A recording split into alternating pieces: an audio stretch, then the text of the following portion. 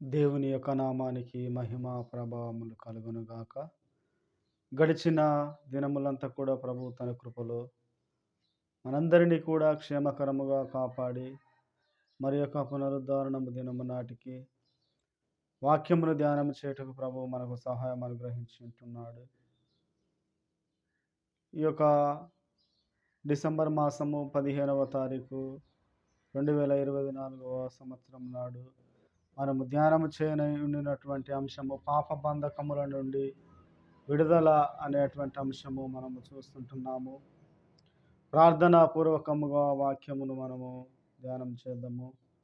ప్రేమగల తండ్రి, మహోన్నతుడా, మీ ఘనమైన నామమును బట్టి వందనాలు.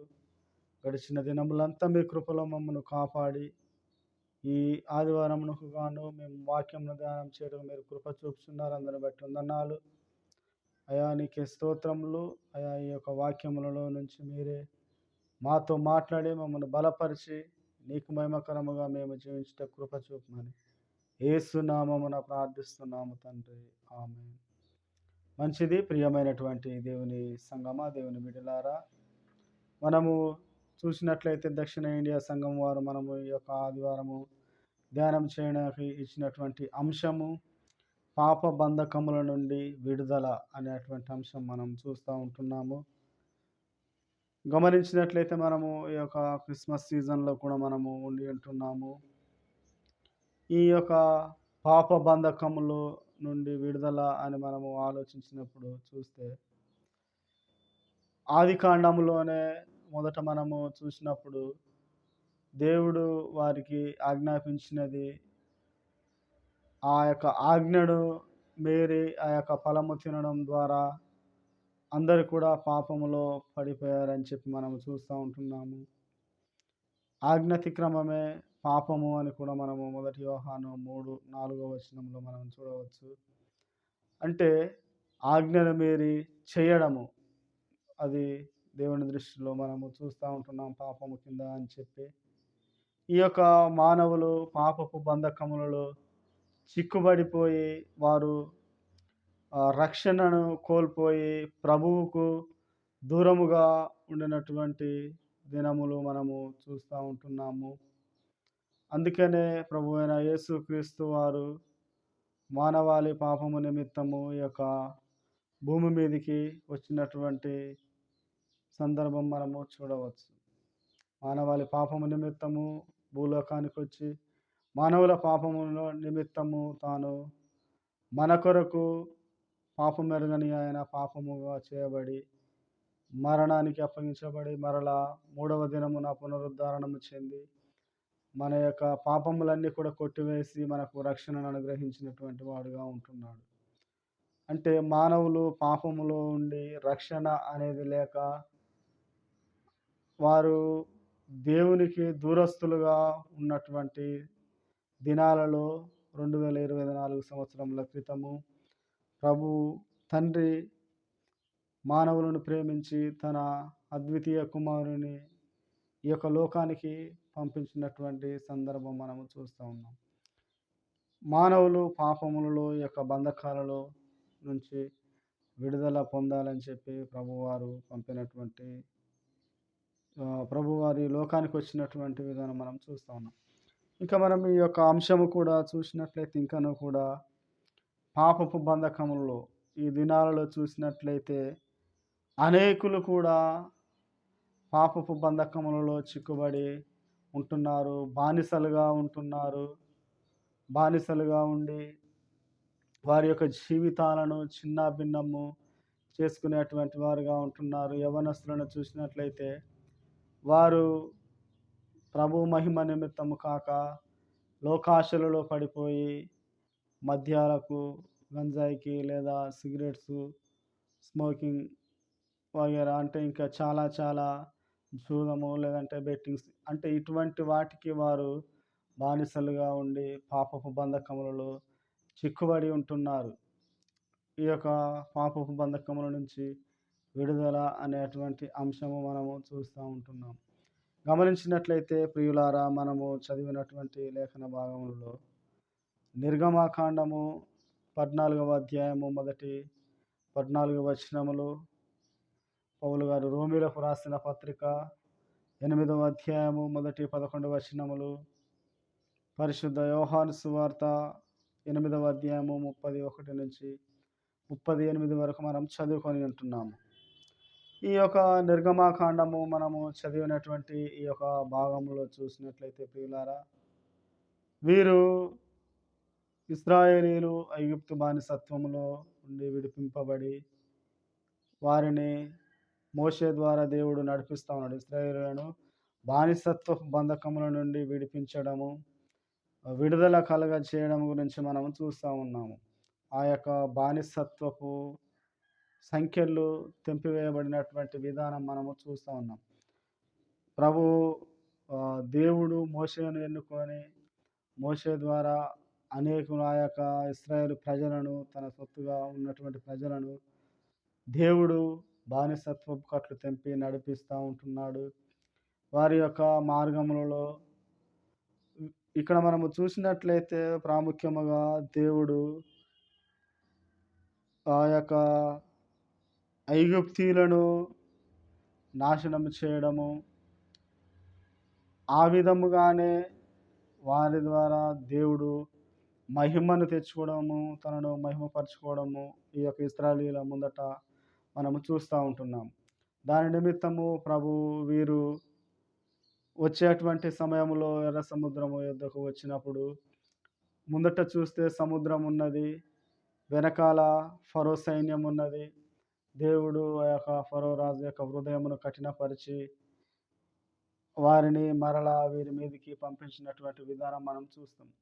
అటువంటి సందర్భంలో మనము గమనించినట్లయితే వీరు మనం 8వ వచనంలో చూడవచ్చు, యెహోవా ఐగుప్తు రాజైన ఫరో హృదయమును కఠినపరపగా అతడు ఇశ్రాయేలీయులను తరిమెను. అట్లు ఇశ్రాయేలీయులు బలిమి చేత బయలు వెళ్ళుచుండిరి. ఇక్కడ మనము చూస్తే వెనక నుంచి ఆ యొక్క ఫరో రాజు వారిని తరిమినటువంటి సందర్భంలో వీరు బలిమి చేత అంటే అయిష్టంగాని కూడా మనము చూడవచ్చు.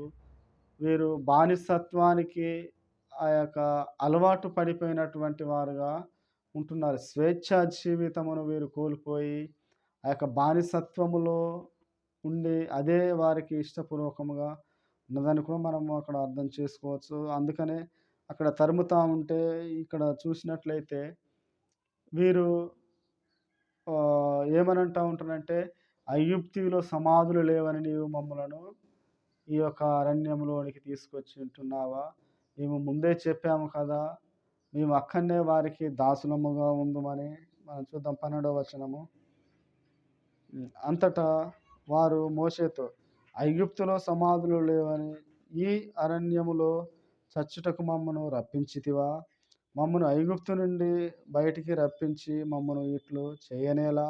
మా జోలికి రావద్దు, ఐగుప్తీయులకు దాసుల మగుదుమని ఐగుప్తులో మేము నీతో చెప్పిన మాట ఇదే గదా. మేము ఈ అరణ్యమందు చచ్చుట కంటే ఐగుప్తీయులకు దాసుల మగుటయే మేలని చెప్పిరి. అందుకు మోషే, భయపడకుడి, యెహోవా మీకు నేడు కలుగజేయు రక్షణను మీరు ఊరక ఉండి చూడుడి. మీరు నేడు చూసిన ఐగుప్తీయులను ఇక మీదట మరి ఎన్నడూను చూడరు అని చెప్పి అక్కడ మోషే సమాధానం ఇస్తారు. అంటే వీరు అడుగుతూ ఉన్నారు, ముందు చూస్తేనో సముద్రం, వెనకాల చూస్తేనేమో ఫరో సైన్యము. ఇటువంటి సమయంలో మేము చెప్పాము కదా, మేము అక్కడే ఉంటాము, మేము ఆ పని చేసుకుంటూ ఉంటాము, మేము బయటికి రాము అని చెప్పాము కదా, అక్కడ సమాధులు లేవని నీవు మమ్మల్ని ఇక్కడికి తీసుకొని వచ్చావా అని చెప్పి వారు ప్రశ్నించడము, అడగడము చూస్తూ ఉన్నాం. అందుకు మోషే ఏమని చెప్తున్నారంటే, మీరు ఇప్పుడు చూసినటువంటి ఈ యొక్క ఐగుప్తీయులను ఇక మీదట మీరు ఎన్నడూను కూడా చూడరు. ఎందుకంటే మీరు ఊరక నిల్చొని దేవుడు అనుగ్రహించే ఈ యొక్క రక్షణను మీరు చూడండి, ఊరక నిల్చొని చూడండి. యెహోవా మీకు నేడు కలుగజేయు రక్షణను మీరు ఊరక నిల్చొని ఉండి చూడండి. అంటే ఇక్కడ చూస్తే మీరు ఏమీ ప్రయాసపడాల్సిన అవసరం లేదు, ఏది లేదు. దేవుడు మీకు కలుగజేసే రక్షణను మీరు నిల్చొని చూడండి. అందుకనే మనం చూస్తాం కదా, కీర్తనలో ఉత్తర ప్రత్యుత్తరంలో చదివిన దాంట్లో 37వ కీర్తన 5వ వచనములో ఏమున్నది, నీ మార్గములు యెహోవాకు అప్పగించుము అని చెప్పి మనము చూస్తాము. నీ మార్గము యెహోవాకు అప్పగింపుము. నీవు ఆయనను నమ్ముకొనుము. ఆయన నీ కార్యములను నెరవేర్చువాడుగా ఉంటున్నాడు. ఆయన నీ కార్యములను నెరవేర్చువాడుగా ఉంటున్నాడు. కనుక నీ యొక్క మార్గము, నీ యొక్క ఉన్నటువంటి స్థితి దేవునికి అప్పగించు. ఆయనే నీ యొక్క బానిసత్వపు సంఖ్యలు తెంచేటువంటి వాడుగా ఉన్నాడని చెప్పి ఆ యొక్క సమయంలో మోషే వారికి చెప్తాను. దేవుడు మీకు కలుగజేసే రక్షణ ఊరక నిలుచొని మీరు చూడండి. ఇక మీదట మీరు వారెన్నడూ కూడా చూడరు అని చెప్పి వారికి ఉన్న పాపపు బంధకములను విడిపించి ఇశ్రాయేలులను మోషే ద్వారా విడిపించి నడిపించడము మనము చూస్తూ ఉన్నాము.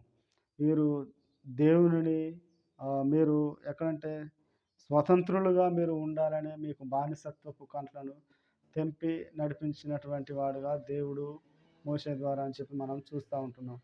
నేటి దినములలో కూడా అనేకులు కూడా ఈ యొక్క బానిసలుగా ఉండి ఆ యొక్క బానిసత్వపు కట్లు తెంపుకోక వాటిలోనే చిక్కుబడిపోయి ఉంటున్నారు. కుటుంబ జీవితంలోనైనా సరే, లేదంటే చెడు అలవాట్లు, చెడు వ్యసనాల వైపైనా ఉండి ఆ యొక్క పాపము చేస్తూ బానిసలుగా ఉండి వారు కట్టబడిన వారుగా ఉండి ఆ యొక్క పాపపు బంధకముల యొక్క సంఖ్యలు తెంచివేయకుండా వారు పాపములోనే మగ్గిపోయి మరణించేటువంటి వారు చాలామంది కూడా ఉంటున్నారు. దేవుని నమ్మినటువంటి ప్రతి బిడ్డలు కూడా ఏంటంటే పాపపు సంఖ్యలు మనము తెంచివేయబడి బానిసత్వం నుంచి మనం విడిపించబడి ఉంటున్నాము.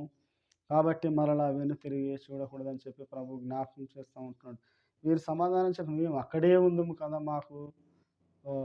మేము రామని చెప్పాము కదా అని చెప్పి అంటూ ఉన్నారు. అంటే నేటి దినాలలో కూడా అనేకులు కూడా మనము తెలియపరిచినప్పుడు వారికి ఉండినటువంటి ఆ యొక్క బానిసత్వం వారికి ఏ విధముగా అలవాటైపోయిందో వీరు కూడా ఈ యొక్క పాపములలో అలా అలవాటైపోయి మగ్గినటువంటి వారుగా చాలామంది అనేకులు ఉన్నటువంటి జీవితాలు మనము చూస్తూ ఉన్నాము. ఇంకా మనము చూస్తే చదివినటువంటి పత్రికా భాగంలో కూడా అపోస్తలుడైన పౌలు గారు రోమీలకు రాసిన పత్రిక 8వ అధ్యాయము ఈ యొక్క 8వ అధ్యాయము మనము చూస్తే పౌలు గారు చెప్తా ఉన్నాడు ఏంటంటే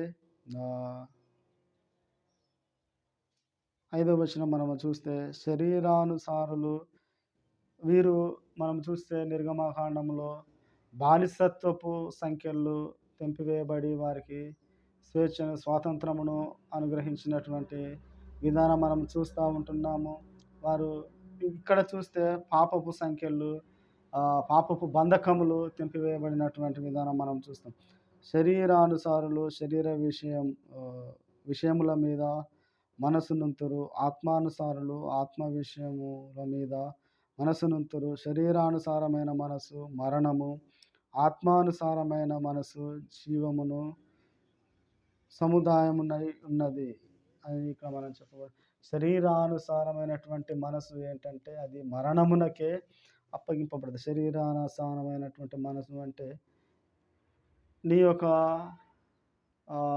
కోరికలను నీవు తీర్చుకోవడము, వ్యభిచారము కానీ లేదా మద్యము కానీ ఇంకా అంటే చాలా విషయాలు అంటే నీ యొక్క శరీరమును సంతోషపెట్టేది ఏదైతే ఉంటుందో వాటిని నీవు చేయడము అది దేనికంటే అది మరణమునకే అని ఉన్నది.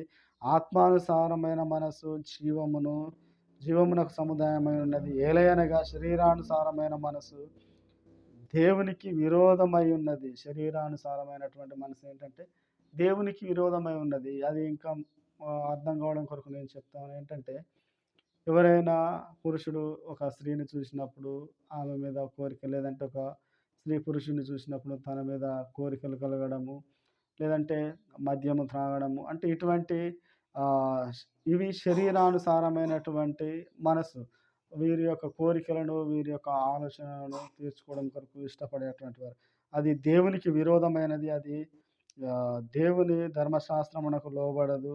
ఎంత మాత్రమును కూడా అది లోబడదు. ఎంత మాత్రము కూడా లోబడదు. ఈ దినములలో మనం చూడండి, ఎవరైనా కొంతమంది వ్యభిచారం చేసేటువంటి వారిని ఎన్ని మార్లు గద్దించినప్పటికీ కూడా వారు మారకుండా పదే పదే అటువంటి కార్యములు చేయడానికి ఉంటారు. మద్యము త్రాగేటువంటి వారిని కూడా చూడండి. అనేక పర్యాయములు ఇంట్లో ఉన్నటువంటి వారు ఎన్ని మార్లు హెచ్చరించినప్పటికినీ కూడా వారు ఏం చేస్తారంటే లోబడరు. ఎంత మాత్రము కూడా విననే వినరు. లోబడనటువంటి వారుగా ఉన్నటువంటి విధానం మనము చూస్తా ఉన్నాం. ఇక్కడ వాక్యం కూడా మనకు అదే సెలవిస్తా ఉంది. ఏంటంటే అది ధర్మశాస్త్రమునకు లోబడదు. ఎంత మాత్రమును కూడా లోబడదు. ఏదంటే శరీరానుసారమైనటువంటి మనసు దేవుని యొక్క మాటలకు, దేవుని యొక్క ఆజ్ఞలకు ఎంత మాత్రము కూడా లోబడదు. శరీరానుసారమైనటువంటి మనసు, ఆత్మానుసారమైనటువంటి మనసు, దేవుని ఆత్మ మీలో నివసించిన ఉన్న ఎడల మీరు ఆత్మ స్వభావము గలవారై కానీ శరీరానుస్వభావం గలవారు కానే కారు. దేవుని ఆత్మ మీలో నివసించిన ఎడల, మీలో ఉండిన ఎడల మీరు ఆత్మ స్వభావము గలవారే కానీ శరీర స్వభావము గలవారు ఎన్నటికీ కూడా కాదు.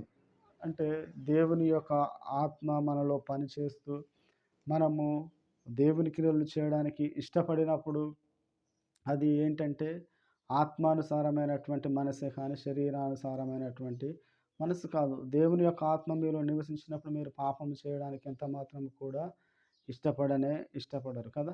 ఎంత మాత్రం కూడా ఇష్టపడరు. పాపము ఏంటంటే నిన్ను దేవునికి దూరం చేసేదిగా ఉంటుంది. పాపము నిన్ను దేవునికి దూరం చేస్తది. ఆత్మానుసారమైనటువంటి మనసు ఏంటంటే నిన్ను దేవునికి దగ్గర చేసేదిగా ఉన్నటువంటిదిగా మనం చూస్తూ ఉన్నాం. మనం ఆదికాండంలో చూస్తాం కదండీ! ఏంటంటే వీరు దేవుని యొక్క మాట వినకపోవడము ద్వారా వీరు శరీరానుసారముగా అక్కడ నడిచినటువంటి ఆ యొక్క ఫలములు తినడం కొరకు చూసినప్పుడు ఫలములు తినడం ద్వారా వీరు శరీరానుసారముగా నడుచుకున్నటువంటి విధానంలో వీరు దేవునికి దూరం అయినటువంటి వారుగా ఉన్నటువంటి విధానం మనం చూస్తాం కదా! అంటే ఆత్మానుసారమైనటువంటి మనసు దేవునికి దగ్గరగా ఉండేది. శరీరానుసారమైనటువంటి మనసు ఏంటంటే దేవునికి దూరముగా ఉండేదని చెప్పి కూడా మనం చూస్తూ ఉన్నాం. అదే మనం చూద్దాం ఒకసారి. శరీర స్వభావము గలవారు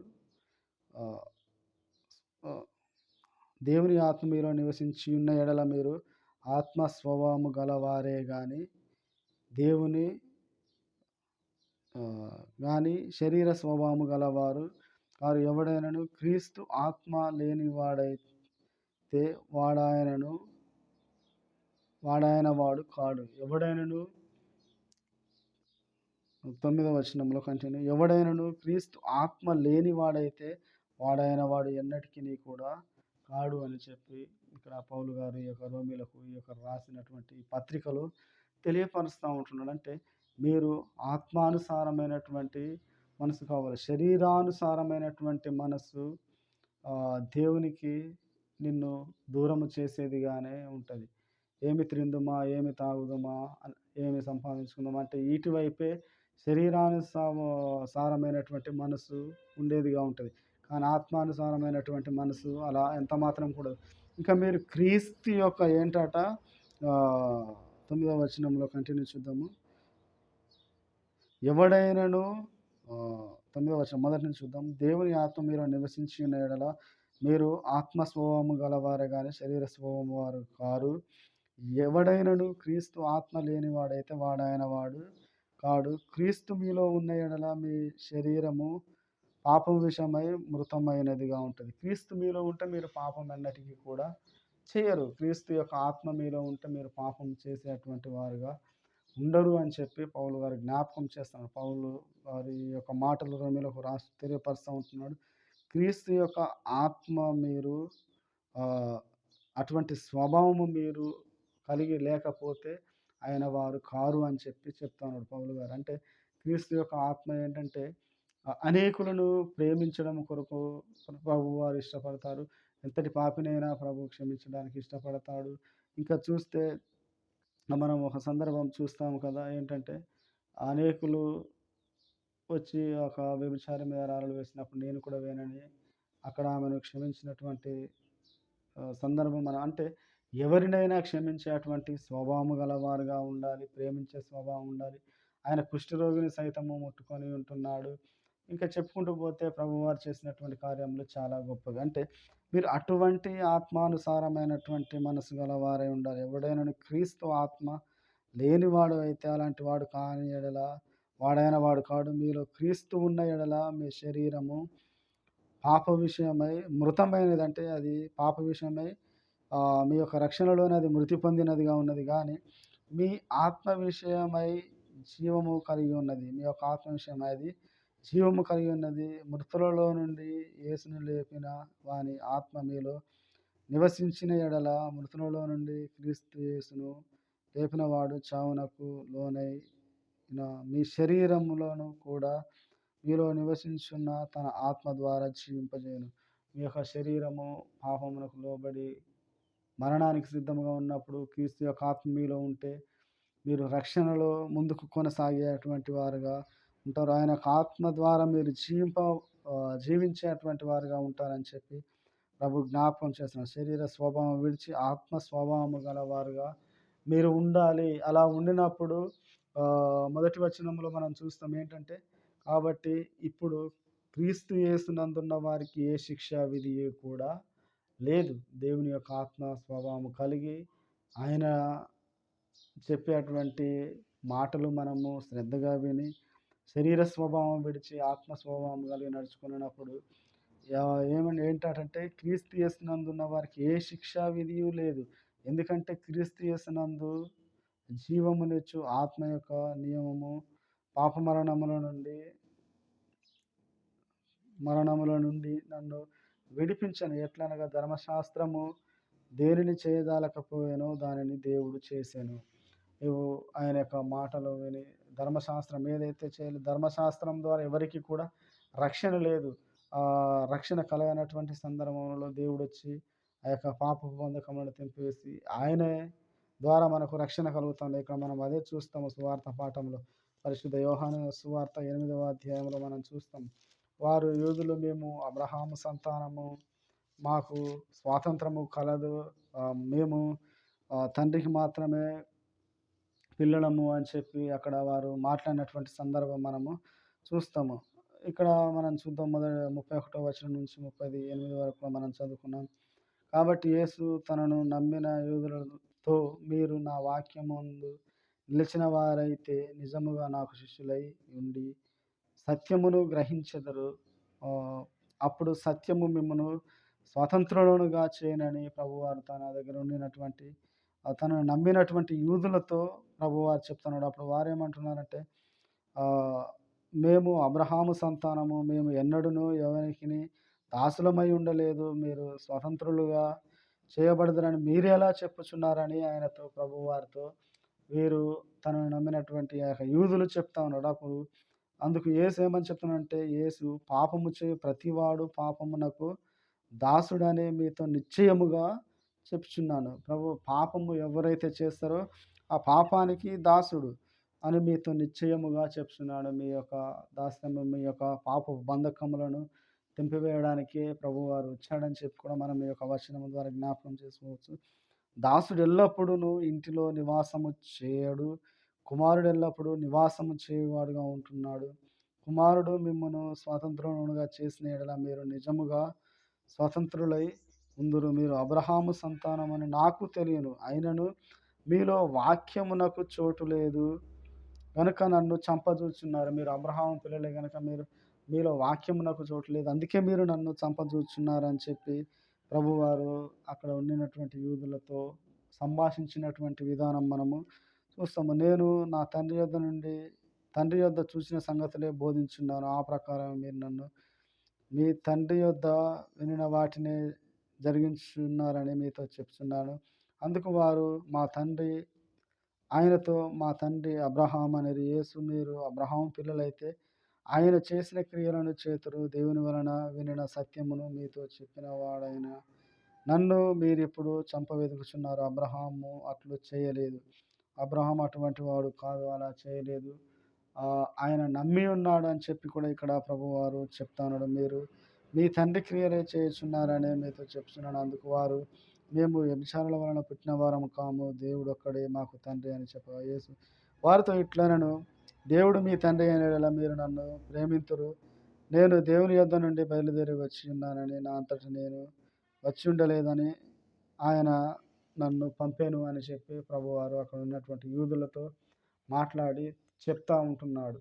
అంటే మీరు స్వాతంత్రులుగా, మీరు ఆ యొక్క నన్ను చంపజూచున్నారు. మీరు ఆ యొక్క పాప బంధకములో నా యొక్క మాటలు నమ్మి, నా వాక్యమును నాకు శిష్యులై ఉండిన వారు స్వతంత్రులుగా ఉందురు అని చెప్పి ప్రభువారు అక్కడ ఉన్నటువంటి వారితో చెప్తా ఉన్నారు. నేటి దినములలో కూడా అనేకులు కూడా ఈ యొక్క పాపపు జీవితంలో, పాపపు బంధకములలో మగ్గిపోయి వారు జీవించేటువంటి వారు చాలామంది కూడా ఉంటున్నారు. కాబట్టి మనము చూస్తే దేవుడు మన కొరకు వచ్చి మన నిమిత్తము ప్రాణము పెట్టి ఆయన మన యొక్క పాపములన్నీ కూడా ఒక మారి ఆ యొక్క సిలువలో తీసివేసినటువంటి వాడుగా ఉంటున్నాడు. కనుక మనము ఆయన యందు విశ్వాసం ఉంచి మనము ఆయనను ప్రేమించి ఆయన యొక్క మాటలు మనము అనుసరించి నడుచుకొనుచు అనేకులను ఆయన మార్గములో ఈ యొక్క క్రిస్మస్ దినములలో నడిపించేటువంటి వారముగా ఉండాలి. అటువంటి కృప పరిశుద్ధాత్మ దేవుడు మనందరికీ దయచేయునుగాక. ఆమేన్. ప్రేమగల తండ్రి, మహోన్నతుడా, మీ పాదాలకు వందనాలు తండ్రి. వినిన వాక్యమును బట్టి నీకే స్తోత్రములు తండ్రి. అయ్యా, మేమందరం కూడా నీకు మహిమార్థముగా జీవించుటకు కృప చూపి సహాయము దయచేయమని యేసు నామమున ప్రార్థిస్తున్నాం తండ్రి. ఆమేన్.